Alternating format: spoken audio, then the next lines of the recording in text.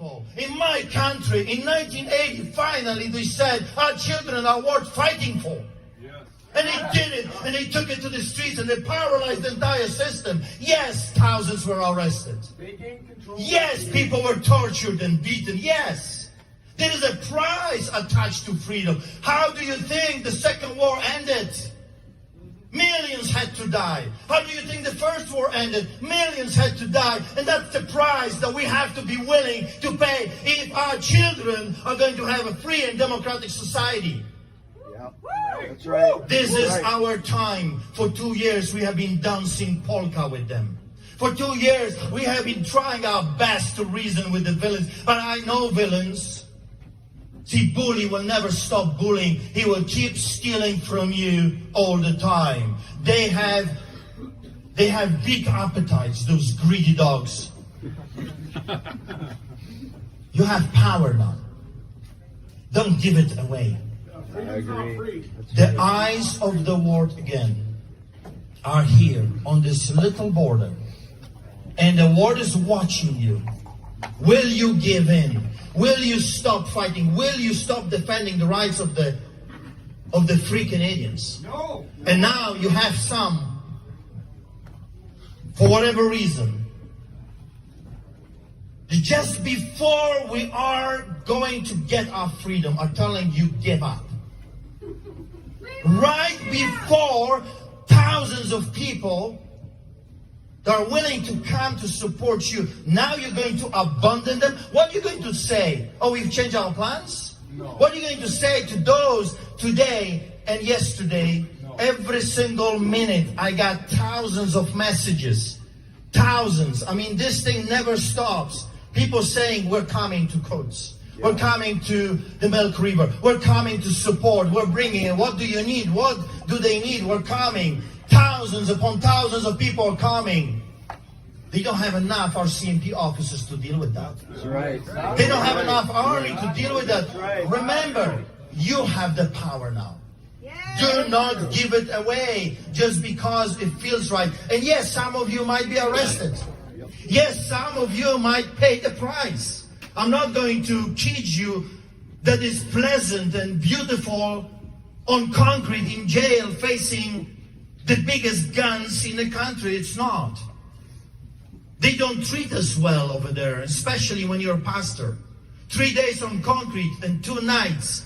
Every half hour they banged on my door. They did not allow me to sleep for 3 days and 2 nights. They roughed me up. They stripped naked me. They put chain on my leg. And yet I'm still here with you. Yes.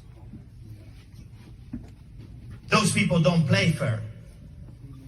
They're coming here with their badges and they're telling you that they represent the law. No, they represent lawlessness. They are gangsters for the biggest mafia that there is, Kenny's Mafia. And it's up to you now, for the first time in 2 years, to rise up, to stand up, and to hold the fort. And if this is our Alamo, so be it. And if you don't want to be here, no one is stopping you. You can take your car or your truck and you can go. There is a huge rally in Calgary. There is a huge rally in Edmonton. You can join them. No one will think of you as a coward. Everyone has to face the giants of the land. But I'm telling you, there is this huge opportunity right now that we have been given. God has given us this moment in history. Why? Because international media are watching you right now. That's power. Yes.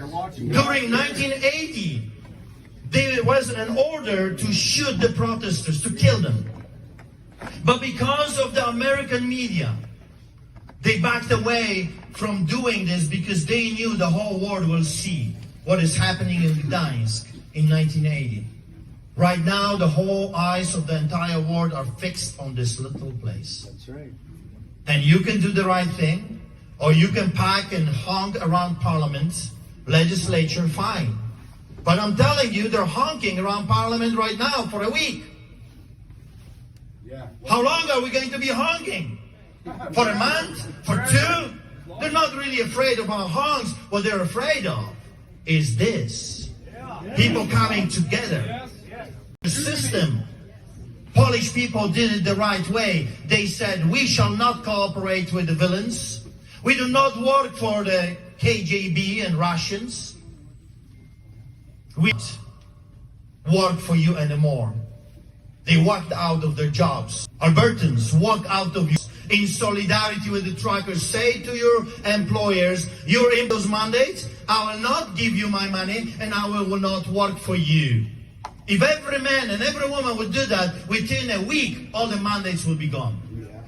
That's power. We have started something that they cannot stop, so they have to. They have to use psychological warfare, threats, or terror, fear, or arrest you. Well, here I am. I'm sure there's some spies here. You want to arrest me? I'm not hiding. Arrest me. And from jail I will be yelling and screaming the same message. Canadians, rise up, stand up. So that's what I have to say. In 1981, tens of thousands of Polish people were arrested. In 1981, they outlawed Solidarity movement.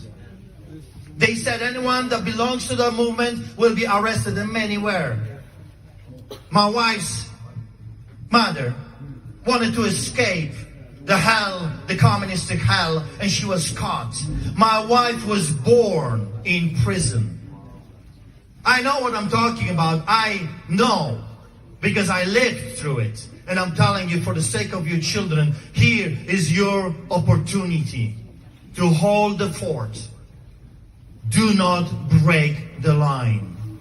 Don't do it. And may God help us all, because we don't fight with guns and swords. We don't fight with tasers and the police vehicles. We don't. We just want to go back and work hard and achieve something and provide for our families. We just want to be left alone. That's right. But they're not leaving us alone. And they keep coming and coming with more and more and more, and this will never end. You thought when you get the first job it's going to end. I told you 2 years ago, they came for the pastors, be sure of it. They're going to come for you as well. Look at us. We all are in this pickle together. Do you see them stopping? Trudeau Castro has bought 12 jobs for every one of you. He has big plans, this boy. I'm telling you, we gotta break those plans. We have to stop them in the middle of them running. So be blessed. 82 came. It was hard. It was hard to see machine guns and check stops and military everywhere and tanks, and it was very hard. It was very hard. You couldn't go out. There was curfew. So many people arrested, so many people tortured, so many beaten. And yet, they held the line. They did that. And in 1989, the Iron Curtain got broken. And the Berlin Wall has fallen. And the eyes of the world was watching all of that. And solidarity has become a symbol of freedom and resistance. In 1989, Poland had the first free and democratic election after the Second War. We don't have elections anymore, friends. Don't teach yourself. You think we've elected our officials? They were appointed. We have no say in democracy anymore. We've lost democracy. Canada is not a democratic nation anymore. And if those 2 years didn't show you that, then you must be blind. We need our country back. How are you going to get your country back? If you're not going to stand up, stand up. And thousands are coming to help you. That's right. To stand up. Be blessed.